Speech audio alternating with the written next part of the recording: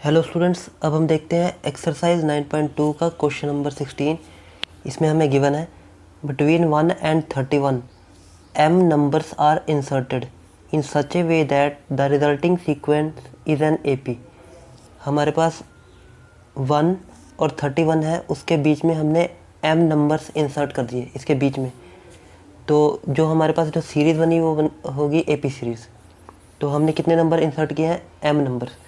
तो हमने first number जो इंसर्ट किया इसको मान लेते हैं A1। सेकंड नंबर हमने, या फिर हम बोल लेते हैं N1, N2, N3, N4, N5, N6, ऐसे मतलब हमने टोटल कितने नंबर इंसर्ट किए? m नंबर इंसर्ट किए। टोटल m नंबर्स हमने इंसर्ट कर दिए। First number, second number, third number, total m number हमने इंसर्ट कर दिए और ये हमारे पास बन गई एक AP। उसके बाद हमें बोला है and the ratio of seventh and m-1th number is 5:9। क्या बोला है? Ratio of seventh and m-1th number. Seventh number की बात की है यहाँ पे। तो यहाँ पे हमारा first number, second, third, fourth, fifth, sixth, ये सेवन्थ नंबर। हमें बोला है कि सेवन्थ नंबर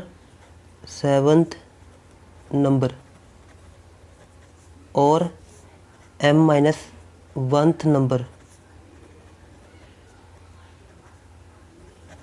इसका जो रेशो हमें गिवन है 5:9, ये हमें गिवन है। Find the value of m, और हमें m की वैल्यू फाइंड करनी है। तो अभी तक हम जितने क्वेश्चन करते आ रहे हैं उसमें हम नंबर्स का रेशो नहीं फाइंड करते थे। उसमें हम ऐसे करते थे कि हमें कोई फिफ्थ टर्म दी होती थी, सिक्स टर्म दी होती थी, सेवन्थ टर्म का रेशो, और ऐसे हमें टर्म का रेशो दिया होता था। लेकिन यहाँ पे नंबर बोला, तो यहाँ से हम देख के पहले ये बता सकते हैं, इसको हम नंबर्स की बजाय इसको हम वैसे चेंज कर लेते हैं जैसे हमने अभी तक किया। तो ये हमारी हो जाएगी फर्स्ट टर्म, ये हो जाएगी फर्स्ट टर्म, और ये हमारे पास हो जाएगी सेकेंड टर्म, ये हमारे पास थर्ड टर्म, ये फोर्थ टर्म, फिफ्थ टर्म। ऐसे हमारे पास ये, यहाँ देखो, यहाँ पे 1 है, यहाँ पे 2 है, यहाँ पे 2 है, तो यहाँ 3 है। मतलब यहाँ से एक ज़्यादा, मतलब ये वाली वैल्यू इससे एक कम है। 4 तो यहाँ 3, 5 तो यहाँ 4, यहाँ पे अगर 6 होगा तो यहाँ पे 5, यहाँ पे अगर 7 होगा तो यहाँ 6, और यहाँ पे अगर 8 होगा तो यहाँ 7। ये 8th टर्म है हमारी। वैसे यहाँ पे हमारे पास ये m है, ये m हमारे पास, तो यहाँ पे क्या होना चाहिए? m+1, ऐसे ही होगा ना, इससे एक कम, इससे एक कम। तो ये कौन सी टर्म होगी? m+2। ये अब पता लग गया होगा आपको। अगर यहाँ पे ये m+1th टर्म है तो इससे पहले वाली क्या होगी? mth टर्म, और इससे पहले वाली m-1th टर्म। ये हमने टर्म के फॉर्म में कन्वर्ट कर लिया। एक बार दोबारा देखें, जैसे हमारे पास यहाँ पे ये हमारी फर्स्ट टर्म होगी, ये हमारे पास सेकंड टर्म, ये हमारे third term, fourth, fifth, six. यहाँ से हमने देख के हमें पता लग रहा है कि अगर यहाँ पे 2 है तो यहाँ पे 1 है, यहाँ 3 है तो यहाँ 2 है, यहाँ 4 है तो यहाँ 3 है, यहाँ 5 है तो यहाँ 4 है। मतलब ऊपर वाली टर्म से ये एक कम है। तो यहाँ पे अगर हम जाएंगे तो जो ये वाला नंबर है ये भी तो एक कम होना चाहिए। इसका मतलब जो m+1 है तो इसमें एक कम क्या होगा? ये, तो ये हमारी टर्म होगी m+1th टर्म। अब इससे पहले क्या होगा? यहाँ पे +1 है तो यहाँ पे एक mth टर्म, और यहाँ इससे पहले m-1, ये हो गया। अब इसको हम कन्वर्ट कर देते हैं इस टर्म की फॉर्म में। तो ये सेवन्थ नंबर है। अब सेवन्थ नंबर को हम टर्म की फॉर्म में चेंज करेंगे। तो सेवन्थ नंबर यहाँ से देख लो, सेवन्थ नंबर ये था, लेकिन टर्म क्या थी? 8। तो ये हो गया हमारे पास 8th टर्म, और m-1th नंबर, यहाँ पे mth नंबर, तो उसके पहले वाला क्या होगा? m माइनस वनथ नंबर, ये mth नंबर, उससे पहले वाला m माइनस वनथ नंबर, यहाँ नंबर है, ध्यान रखना ये नंबर है। अगर ये नंबर है तो इसको टर्म की फॉर्म में लिखेंगे तो ये होगा, इसका ये था तो इसका ये होगा, तो मतलब हम इसकी जगह पे ये लिख सकते हैं am। तो mth टर्म का जो रेशियो है हमें कितना मिल गया, 5/9, इतना था। अब इसके बाद क्वेश्चन हमारा इजी हो गया। इसके बाद तो हम सिंपल जैसे पहले कर रहे थे वैसे ही करेंगे। जैसे हमारे पास a 8 है तो इसको क्या लिखते हैं हम, a प्लस 7d, और ये am है तो इसको क्या लिखेंगे हम, a plus m minus 1d, और ये हमारे पास आ गया 5/9।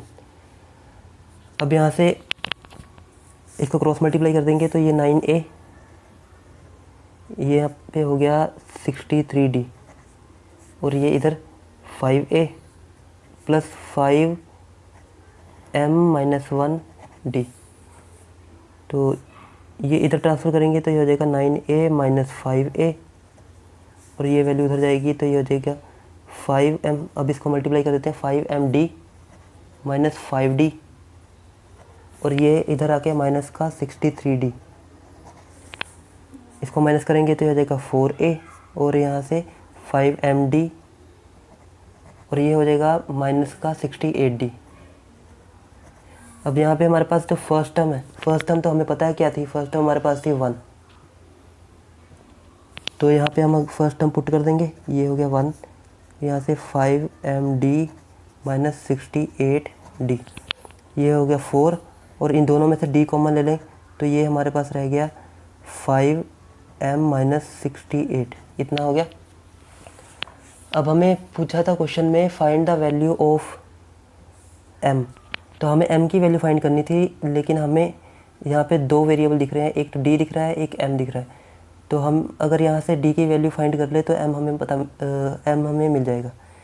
तो अब इसके आगे तो सॉल्व कर नहीं सकते क्योंकि यहाँ पे d और m दो है। तो अब अगर हम क्वेश्चन में जाते हैं तो हमें ये देखो, ये हमें लास्ट टर्म गिवन है, लास्ट टर्म 31, तो लास्ट टर्म को यूज़ करके अगर हम यहाँ से d निकालें, जैसे हमारे पास a plus n minus 1d, तो लास्ट टर्म हमें गिवन है, लास्ट टर्म 31,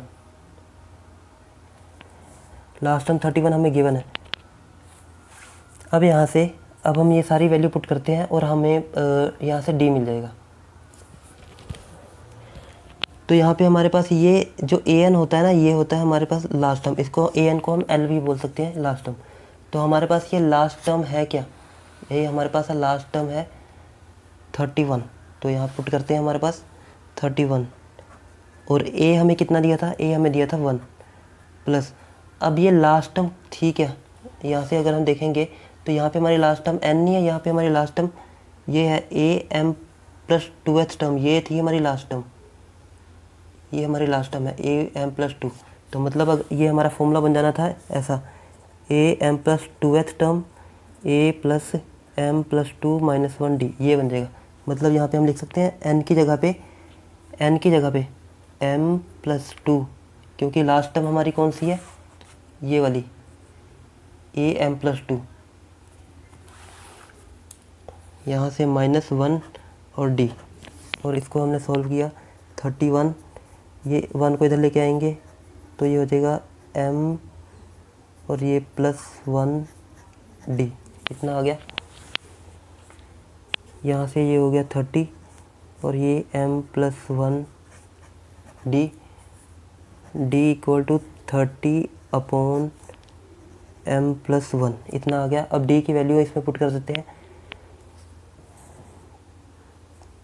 तो putting the value of d in equation 1, तो ये हो गया हमारे पास 4 इक्वल टू d की वैल्यू हमारे पास है 30 अपॉन m प्लस 1, और यहाँ से बाकी m 5m माइनस 68, तो ये हो गया 5m माइनस 68। अब इसको इधर ट्रांसफ़र करेंगे तो ये हो जाएगा 4m प्लस 1, और यहाँ पे 30 5m माइनस 68, ये हो गया 4m प्लस 4, और यहाँ से इसको मल्टीप्लाई करेंगे 150m माइनस 3 को 68 से मल्टीप्लाई करेंगे तो 3 8 ज़ा 24, 3 6 ज़ा 18 प्लस 2 20, और यहाँ एक 0, तो ये हो गया।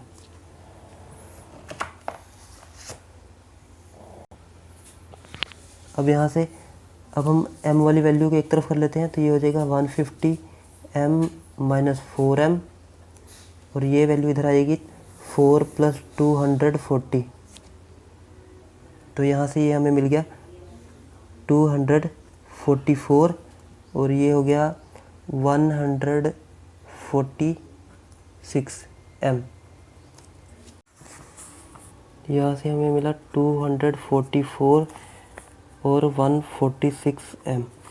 ये 146 को इधर ट्रांसफ़र करेंगे, 244 अपॉन 146, ये 2 पे कैंसिल, 2 7 ज़ा 14, 2 3 ज़ा 6, और यहाँ पे 10, और ये इतना आ गया।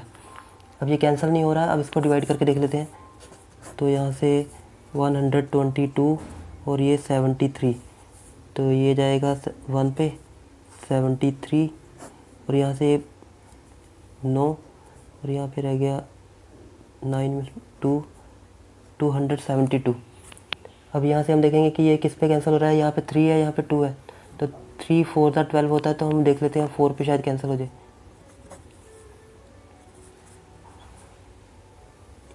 292 4 पे, तो ये हो गया 292, तो मतलब m की वैल्यू कितनी आ गई,